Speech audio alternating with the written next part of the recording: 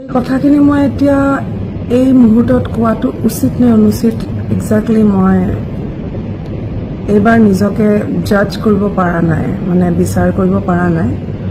কাৰণ নিজকে এতিয়া সিনিয়ৰ আৰ্টিষ্টৰ কেটেগৰীটো ৰাখিব লাগিব বয়স হিচাপে। গতিকে প্ৰত্যেকটো কথা কোৱাৰ আগতে বহুখিনি ভাবি চিন্তি গুণিহে কোৱা উচিত। বহু সময়ত আৱেগৰ বশৱৰ্তী, মনটো আৱেগৰ বশৱৰ্তী হৈ যায়। তথাপিও মই এইটো পোষ্ট কৰিম নে নাজানো। মই কোৱাৰ পিছত মই দেখুৱাম ঘৰৰ মোৰ যি মুৰব্বী আছে তেওঁলোকৰ পাৰ্মিশ্যন লৈ হয়তো আপোনালোকৰ মাজলৈ মই এইখিনি কথা পঠিয়াম। নোৱাৰিলোঁ তাৰমানে একচুৱেলি বহুত ভাবিলোঁ, তাৰপিছত নোকোৱাকৈ নোৱাৰিলোঁ। প্ৰথম কথা, বহুত ডাঙৰ এটা কালচাৰেল, অসমে বহুত ডাঙৰ এটা কালচাৰেল গেপ দেখিব এতিয়া, বহুত বেছি গেপ। এইটো ডাঙৰ যোনটো পটকৈ বহুত দূৰলৈ দেখা পোৱা নাই। তাৰমানে এই গেপটো কেনেকৈ আগুৱাই লৈ যোৱা হ'ব এইটো মাৰি পেলাই বহুত দূৰলৈ একো দেখা পোৱা নাই। আৰু অসমীয়া ৰাইজকতো বহু ধন্যবাদ। বিৰাট বিৰল কলাকাৰক ইমান মৰম সন্মান বিশ্বৰ বহু জেগাত হয়তো এইদৰে দিয়া নাযায়। এক সৰু ৰাজ্যহে অসম, তাৰ পিছতো কিন্তু অসমে ইমান বেছি ভূপেন হাজৰিকাদেৱকো এক জাতিৰ পৰিচয় হিচাপে যি শ্ৰদ্ধা সন্মানেৰে বিদায় দিছে। আৰু জুবিন গাৰ্গ দাদাও ব্যতিক্ৰম নহয়, কাৰণ নৱপ্ৰজন্মৰ ভূপেন হাজৰিকাদেৱৰ পিছত গোটেই অসমখনক এইটোতো মানিবই লাগিব যে তেওঁ যি ধৰণে ধৰি ৰাখিছে সংস্কৃতিৰ দ্বাৰা, আজি সেই গেপটো বহু বেছি মানে আঘাত সেইকাৰণে পাইছোঁ। কিমান চাগে আৰু কি কালচাৰেলি তেওঁৰ ক্ৰিয়েটিভ, তেওঁৰ আৰু বহু ৰচনা কৰিব ৰৈ গ'ল। আৰু নেক্সট 10 years 15 yearsত চাগে তেওঁ আৰু কি ৰচনা কৰিলে হয়। আটাইতকৈ ডাঙৰ সেই ক্ৰিয়েটিভ পইণ্টৰ পৰা বহুত ডাঙৰ লছ আমাৰ অসমৰ বাবে।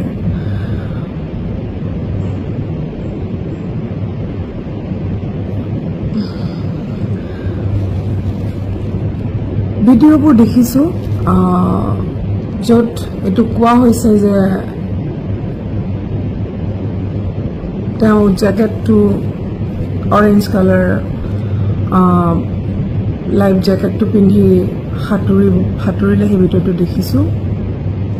তাৰ পিছৰ যিখিনি কথা কোৱা হৈছে যে তেওঁ উইদাউট জেকেটটো ডাঙৰ হোৱাৰ কাৰণে তেওঁ যাবলৈ মন কৰিলে, সাঁতুৰিবলৈ মন কৰিলে, সেই ভিডিঅ'টো আমি দেখাটো জৰুৰী।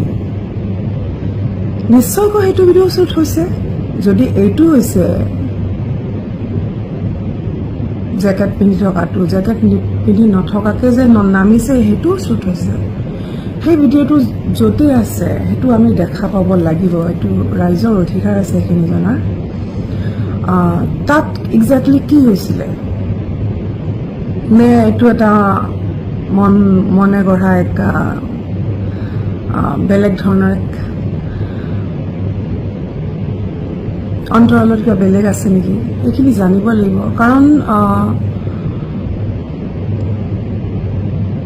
চিজাৰ হোৱাৰ পিছত নৰ্মেলি এইখিনি কথা সকলোৱে জানে যে পানীৰ পৰা আটাইতকৈ ভয় থাকে।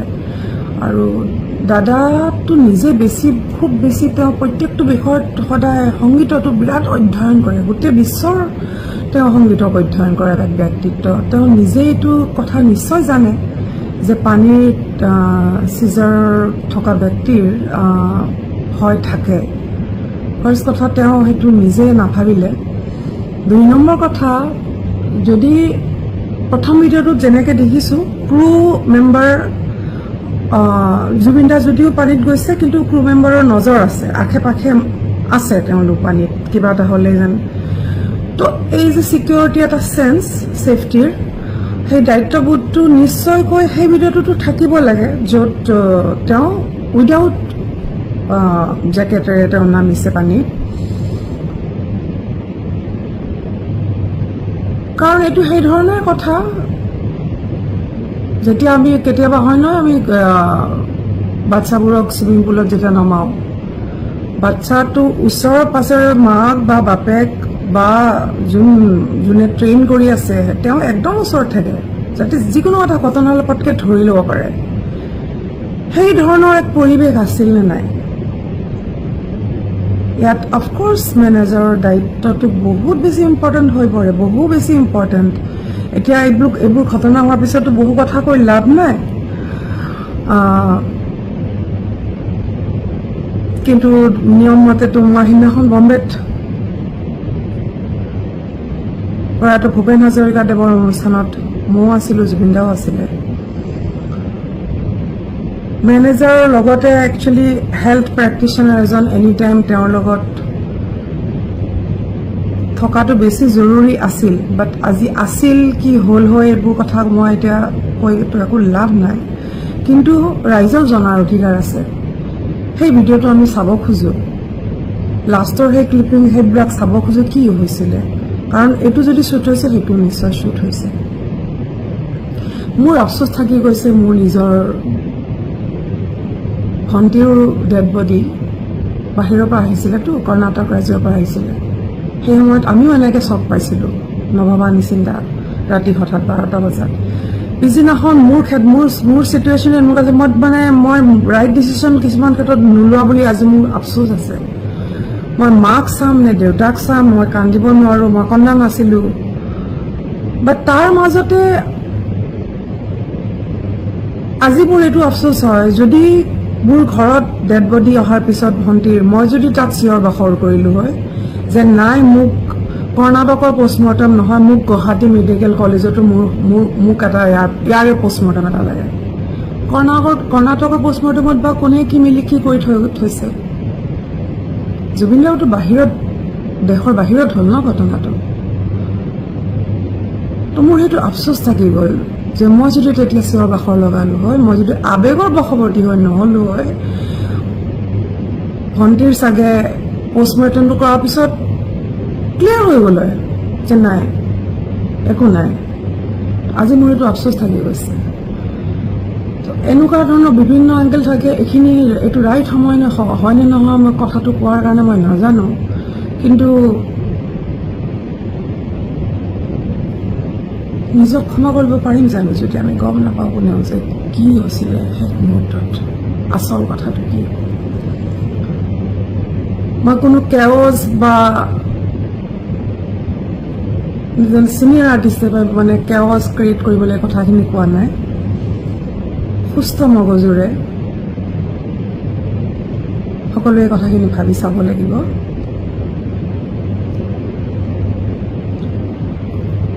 সময় নাছিলে ন এইটো অকাল মৃত্যু ভূপেন হাজৰিকাদেৱৰ ক্ষেত্ৰত এইটো আফচোচ আমাৰ নাই যে তেওঁ নিজৰ জীৱনত সম্পূৰ্ণ তেওঁ জীয়াই ক্ৰিয়েশ্যন কৰি বাৰে বাৰে হস্পিটেলত তেওঁক লৈ তেওঁক যি ট্ৰিটমেণ্ট দিব লগা হৈছে সকলোৱে দিছে সকলোৱে চেষ্টা কৰিছে মনত আফচোচ এটা কাৰো নাই যে আমি যিখিনি পাৰোঁ গোটেই চৰকাৰৰ পৰা আদি কৰি সকলোৱে কৰিছে কিন্তু ইয়াত এটা ডাঙৰ আফচোচ থাকি গ'ল বিৰাট বেছি ডাঙৰ এটা আফচোচ থাকি গ'ল এইটো হ'ব নালাগিছিলে